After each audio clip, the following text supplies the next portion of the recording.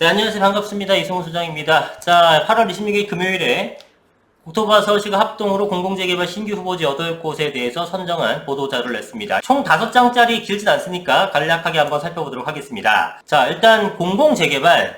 최근에 정비 사업의 이름이 워낙에 많아서 여러분들이 많이 헷갈리실 것 같습니다. 뭐 신통기획도 있고, 그다음 모아타운도 있고, 가로택 정비 사업, 기존에 뭐 민간재개발도 있고, 또 민간이 아닌 것 말고도 공공재개발도 있고, 공공재개발도 하나가 아니라 또 두 개입니다.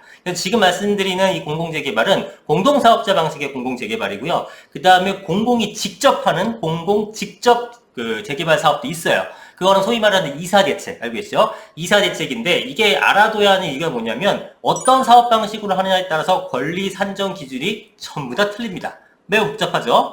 그래서, 일단 오늘은 공공재개발만 설명드리게 되면, 공동사업자 방식의 지금 공공재개발은 1차 후보지, 2차 후보지 이거에 따라서 공모 공고일이 권리 산정 기준이기 때문에 매번 틀립니다. 1차냐, 2차냐, 그 이상인 건, 그 다음 거냐에 따라 틀린 거고요. 공공 직접 시행 방식은 21년도 6월 29일 요 날이 권리 산정 기준으로 확정이 난 거예요. 자, 그럼 이번에는 1차가 20년도 9월 21일 날인가라 공보 공고일 기준일, 그 권리 산정 기준일이고 2차는 요거 같은 경우는 작년 말에 했습니다. 그래서 21년도 12월 30일이 권리 산정 기준일이에요. 자, 그런데 특징이 뭐냐면 이번에 총 59곳이 신청을 했었고, 그 중에서 자치구에서 자른 다음에 서울시에서 보고한 거는 42곳인가 그렇습니다. 42곳 중에서 8곳이 선정이 됐는데요.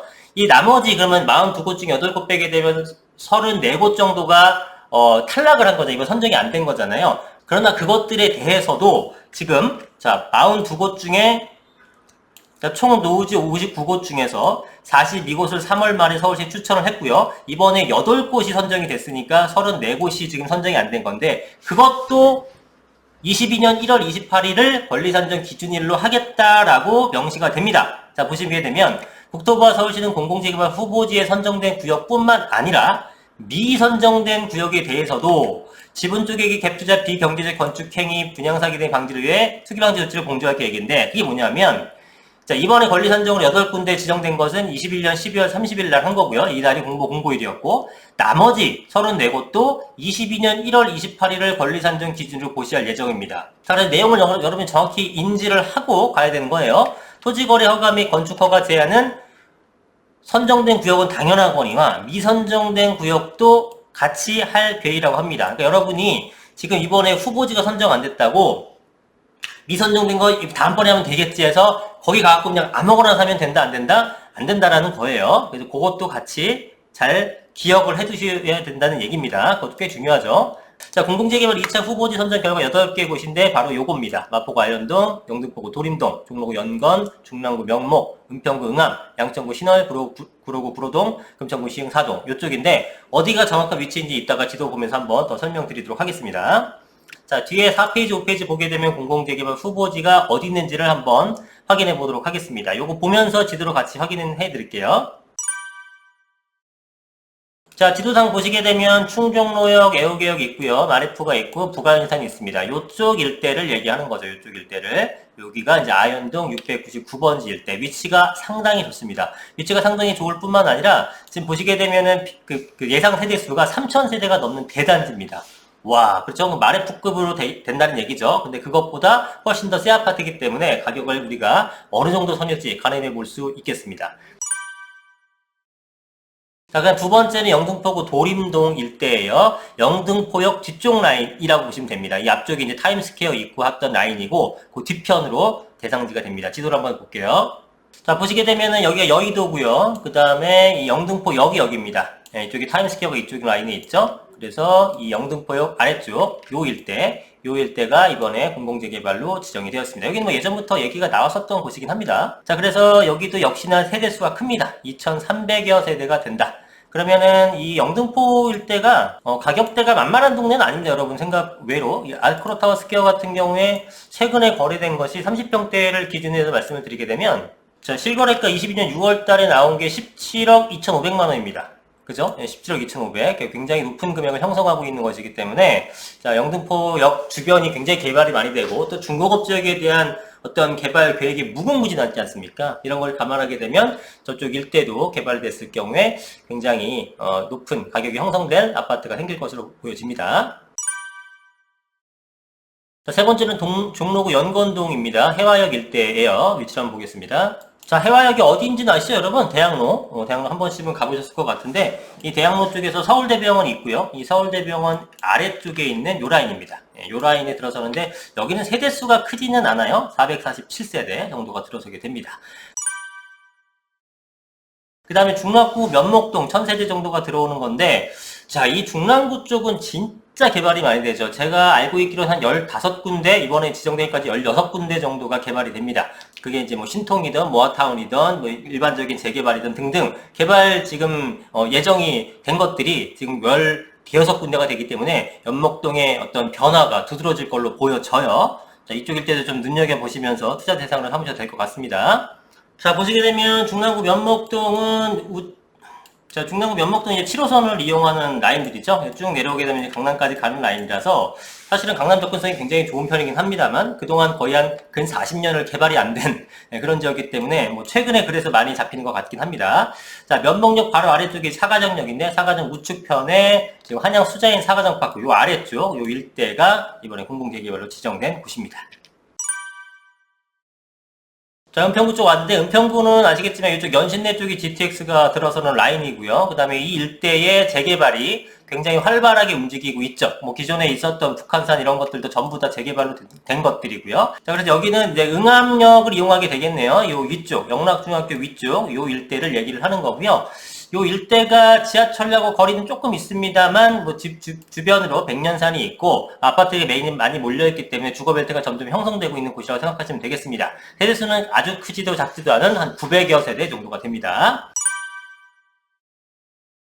자, 그 다음 양천구 신월 5동 일대를 가보도록 할게요. 자, 여기는 세대수가 775세대 정도 되는 곳인데 지도를 살펴보겠습니다. 자, 이쪽은 이제 제일 가까운 지하철역은 이제 화곡역을 이용할 수 있게 되겠고요. 화곡역은 5호선으로서 이제 마곡과 그 다음에 쭉 올라가면 김포공항, 반대편으로 갔을 때는 여의도와 도심권까지 가는 라인이기 때문에 굉장히 나름대로 직주 근접성 라인입니다. 물론 화곡역에서 거리가 아주 가까운 것은 아니에요. 뭐 도보상으로 한번 재보게 되면 거리를 한번 재보면 직선거리로 한 1km 정도, 도보상으로는 한 15분 정도 걸리는 그런 입지가 되지 않을까 싶습니다. 그래서 신월 중학교 있는 쪽, 요 아래쪽 일대가 되겠고요.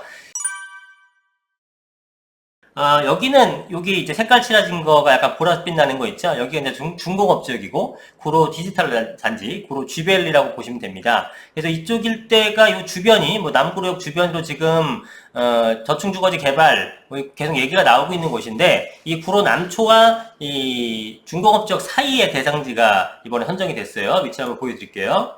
자, 구로 디지털 단지가 이쪽에 있고요. 디지털 단지 여기. 그 다음에 요게 이제 구로 디지털 단지죠.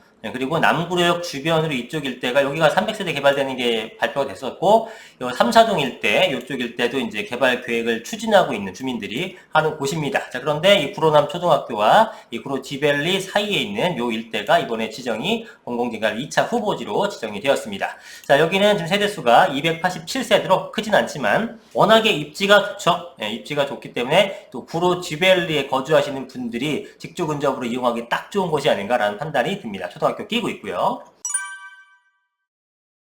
그 다음에 시흥 4동의 4번지 일대입니다. 자, 이곳도 사실은 지하철과 거리는 멀지만 이번에 후보지 중에서도 굉장히 좀 유력하게 얘기가 나왔었던 곳이긴 합니다.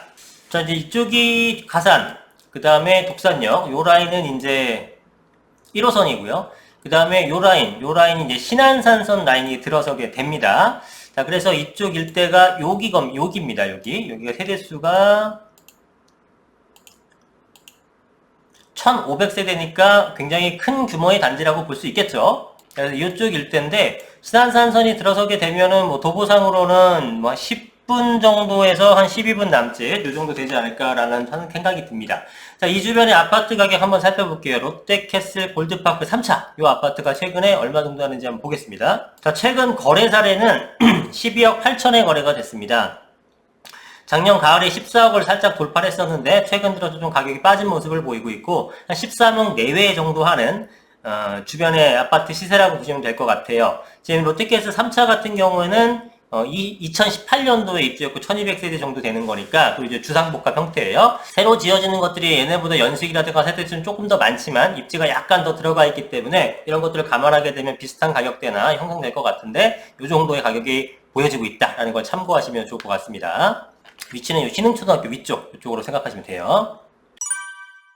원래 계획으로는 18군데 한 18,000세대 정도를 예상을 했습니다만 그렇게 이제 정부에서 언급을 한 적도 있었고요. 그러나 최종적으로는 8곳, 그 다음에 1만호 정도의 공급이 되고 있습니다. 물론 추가적으로 계속 할 거니까 뭐 그게 뭐 이번에 작게 했다고 개발이 크게 문제될 부분은 아닙니다만 어쨌든 기대보다는 좀 적게 나왔습니다. 그리고 앞서 말씀드렸던 것처럼 이번에 후보지로 선정되지 않은 미선정 구역들도 22년 1월 28일 기준으로 권리산정 기준일이 지정되었습니다. 물론 요거 제가 예전 영상에서 말씀드렸지만 1월 28일 날 권리산정 기준이 된 것은 서울시나 정부에서 제가 볼 때는 투기 방지 목적으로 지정한 거예요.